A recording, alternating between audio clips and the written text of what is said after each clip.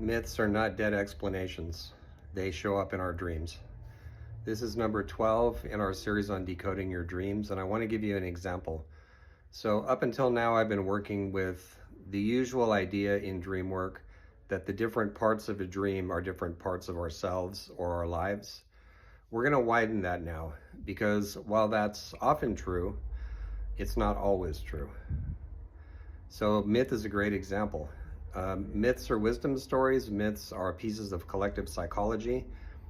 I wrote a book called Myths Among Us that has myths from all over the world and some of the wisdom that's in the old stories. Mythic motifs and characters are alive and well. They never just go away. They reappear in different forms. I've done a bunch of YouTube videos on this, how myth shows up in different ways, but let's be specific. So some years ago, I was in a part of my life where I was working a lot and not paying too much attention to anything else. And so I had a series of dreams where this beautiful goddess kept showing up. And she was very loving and affectionate, and she would encourage me to kind of smell the roses. And it turned into a whole series of dreams. And so because I teach mythology, I recognize this figure as Aphrodite, a goddess of not only beauty and love, but also appreciating the details of life. And the more she showed up, the more I realized that my Aphrodite side had been neglected for a very long time. So I needed to not only learn more about what this goddess represents, but also how she was trying to, I think of it as a blessing or a lesson. She was trying to give me back something that I had lost touch with. So the mythic figures often do that in dreams.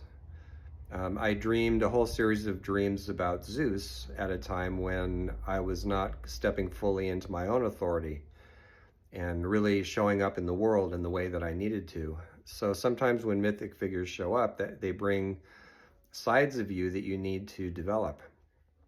They're not reducible to that, but they bring that. And so here is where a mythic education comes in handy, because unless you know who these figures are, you won't recognize them. My experience has been that there are mythic deities in our dreams all the time.